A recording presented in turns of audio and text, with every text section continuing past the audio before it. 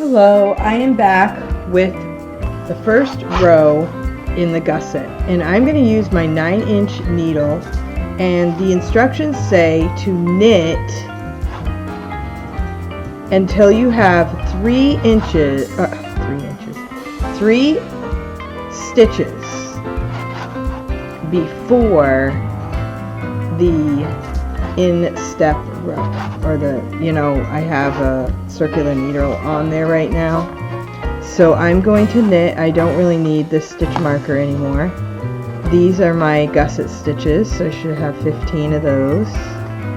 And I'm going to knit until I have 3. And the instructions say to knit 2 together and then knit 1. So I'm sorry if some of my parts of videos are not exactly centered. I'm working with my computer on one side and my camera on another. So I'm kind of new to doing knitting videos. So thank you for bearing with me. Thank you for watching my videos. And this is the first time I've ever done a sock to teach people and put it all on video. So I have some students at my school that are also interested. Oops, now see, I got chattering and I forgot what I was doing. I am knitting. I had to go to the 3rd stitch. Okay, so I'm gonna when you knit backwards, it's called tinking. So I'm tinking right now. I'm going to get that yarn out. Okay, so I have 3 stitches left, and now I'm going to knit 2 together, and then I'm going to knit 1. Okay, so that is my first row of the gusset. So I knit 2 together, and the next step is to knit that instep row, and I'm going to go ahead and put that on a double pointed needle. So that's why you kind of need other tools. You can't, I don't know, I guess I haven't really determined whether I could knit the entire sock with just a 9-inch, but this is what I'm familiar with. I think it makes sense. So I'm going to do, this row is going to be on the double pointed needle. 2. And what I'm going to try to do on the other side is make the entire heel part on the 9-inch. Now you could just keep it to 3 double pointed needles, and you use the 4th one to knit 2 needles at a time. A lot of people like that. A lot of experienced knitters prefer that method. So today is very cold in New Hampshire. We're doing, we have 11 degrees. Now I've heard other people around the country are having it even worse than us, but it is just crazy.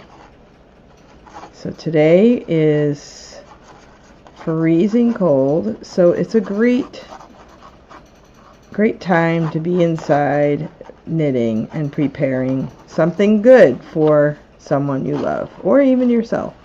Okay, so here we go. We have that.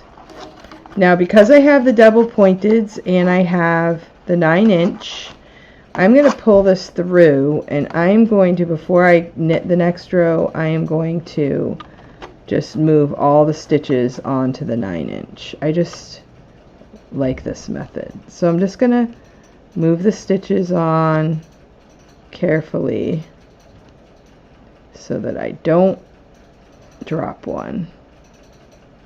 This is just slipping the stitches, and I'm just kind of resetting my needles.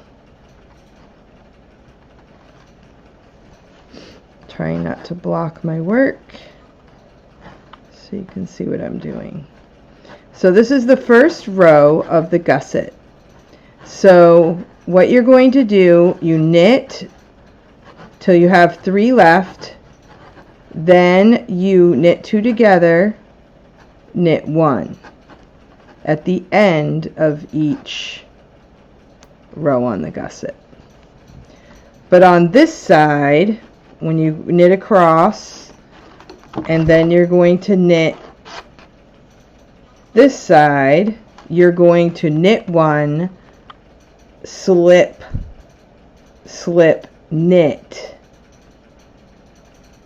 Then you're going to knit a whole row. Okay, so then you're going to knit all the way around. Then you're going to do it again. After you knit a whole round, you can go to the third, knit 2 together, knit 1, knit across, knit 1, slip, slip, knit. Well, first of all, don't forget to knit 1, then slip, slip, knit. And then you go all the way around. And you keep doing that. And the pattern says that you want to end up with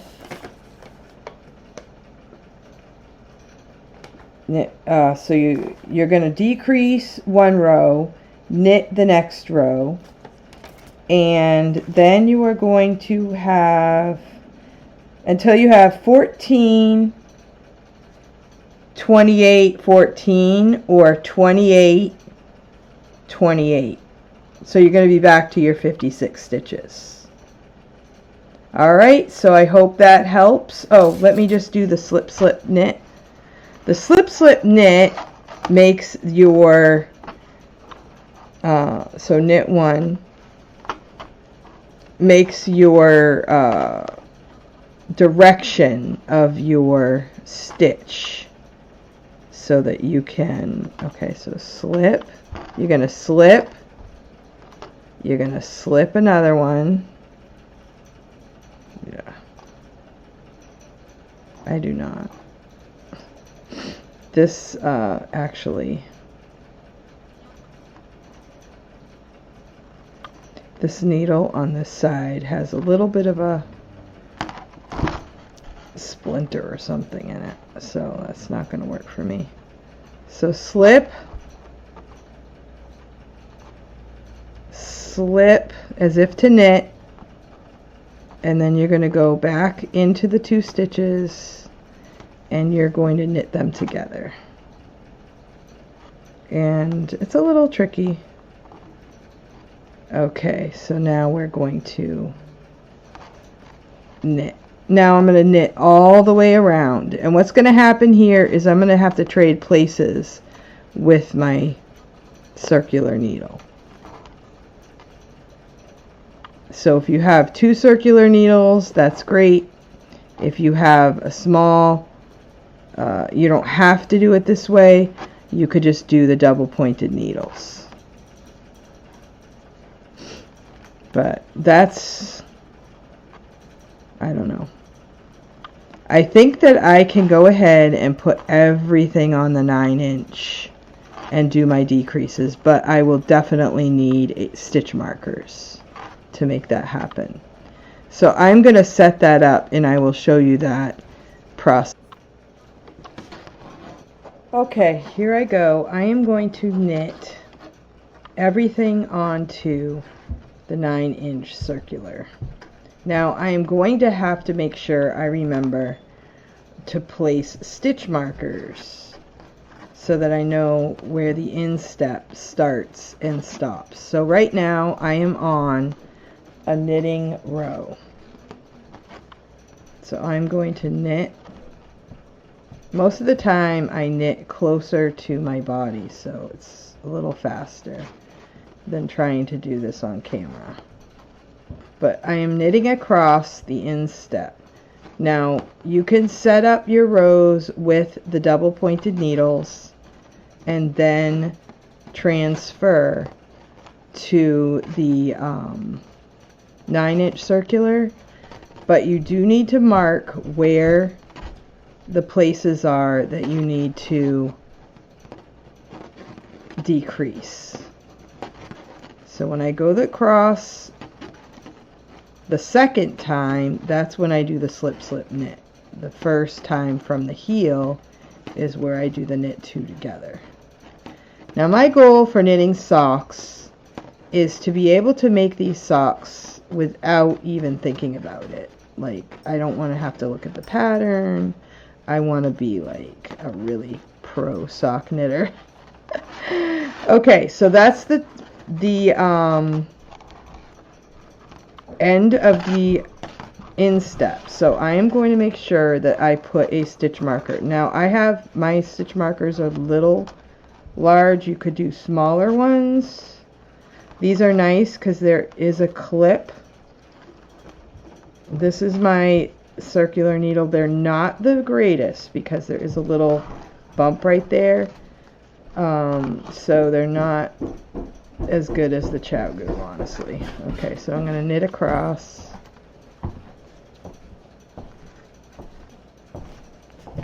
And this is my knit row, so after I get done with this row, I am going to do my decreases. And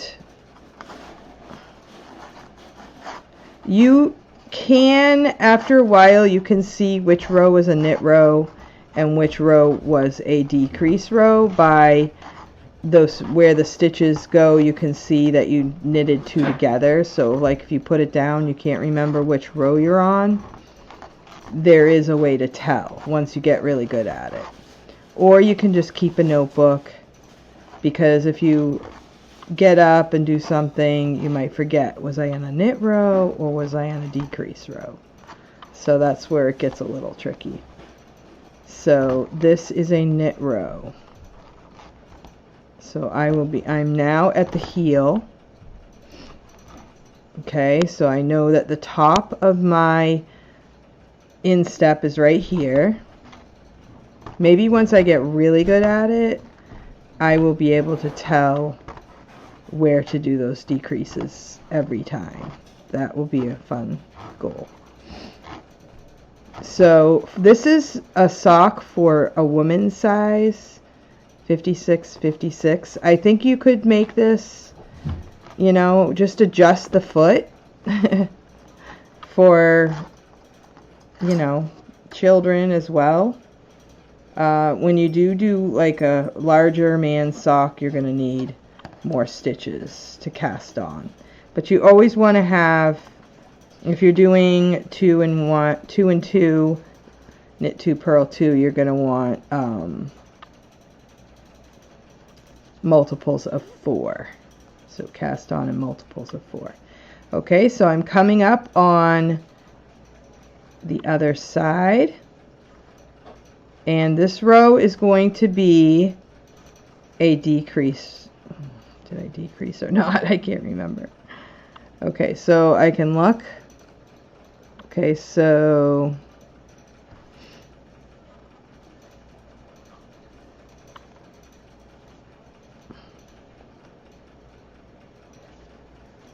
there we go. So, okay, so you go to the 3, knit 2 together, knit 1, okay, knit 1, and this is going to be the start of my instep, so I need another stitch marker.